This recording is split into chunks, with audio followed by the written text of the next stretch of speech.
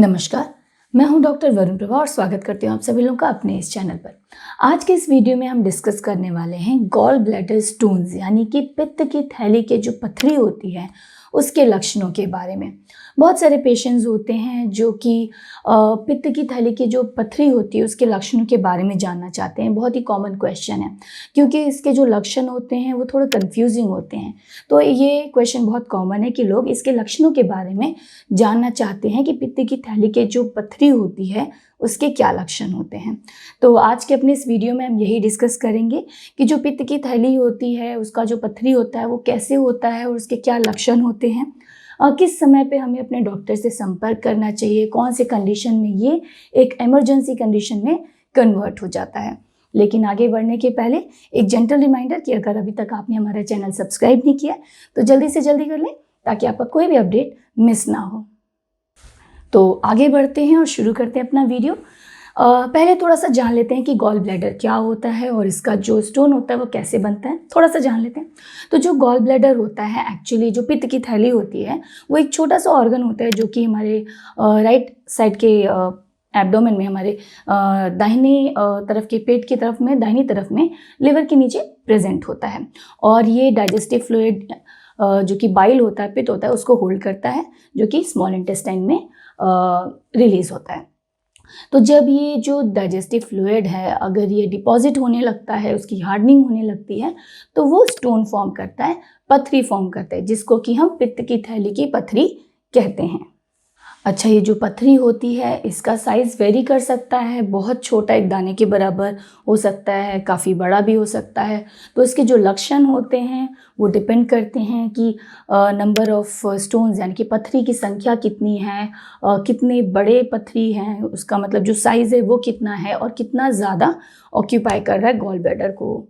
तो जैसा कि मैंने बताया कि जो गॉल ब्लैडर स्टोन या फिर जो पित्त की थैली की पथरी है वो साइज़ वेरी कर सकता है, बहुत छोटे से काफ़ी बड़ा भी हो सकता है और उसके जो लक्षण होते हैं उसी के हिसाब से आते हैं।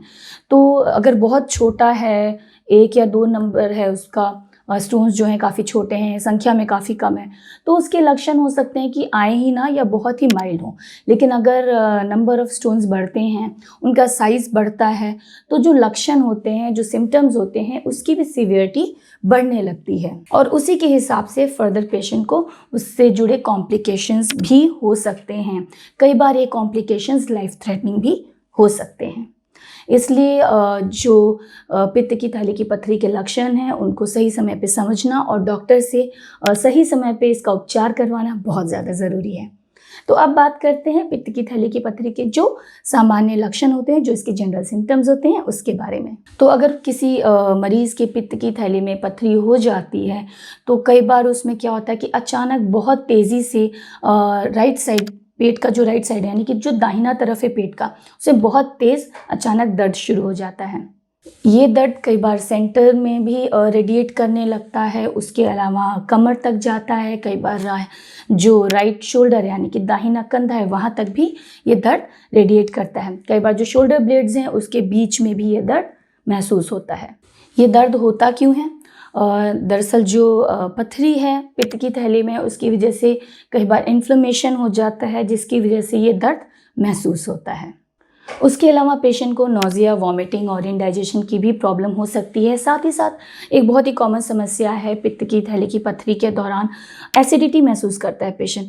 अब कई बार होता है कि जो एसिडिटी है वो हो तो रही है पित्त की थैली की पथरी के कारण, पर उसको नॉर्मल एसिडिटी समझ के इग्नोर किया जाता है जो कि हानिकारक हो सकता है। साथ ही साथ जो जनरल कंफर्ट होता है, क्रैम्पिंग पेन होता है पथरी की वजह से, वो भी महसूस होता है।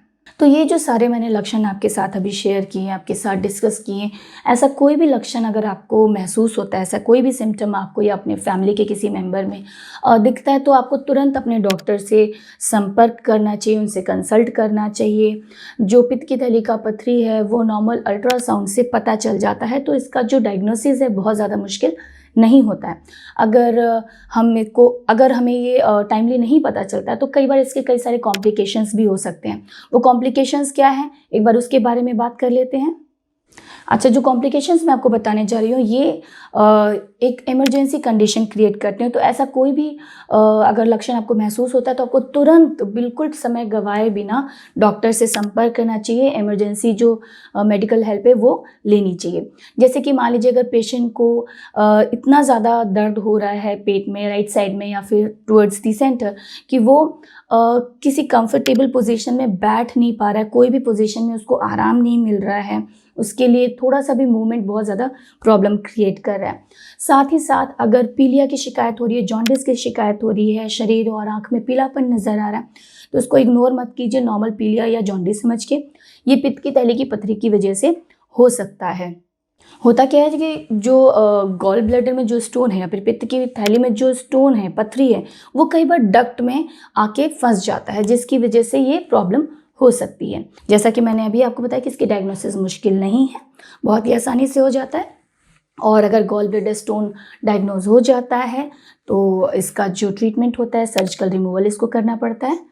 तो आज के अपने इस वीडियो में हमने डिस्कस किया कि जो पित्त की थैली की पथरी होती है या फिर गॉल ब्लैडर स्टोन होता है, उससे जुड़े क्या क्या सिम्टम्स होते हैं, उससे जुड़े क्या क्या कॉम्प्लिकेशंस हो सकते हैं, किस कंडीशन में हमें बिल्कुल नहीं टाइम गंवाना चाहिए और कौन सी कंडीशन को हमें इमरजेंसी कंडीशन समझना चाहिए। जैसा कि मैंने आपको पहले ही बताया कि ये जो कंडीशन है कई बार लाइफ थ्रेटनिंग भी हो सकती है, क्योंकि इस कंडीशन में कई बार पैनक्रियाटाइटिस की भी कंडीशन हो जाती है।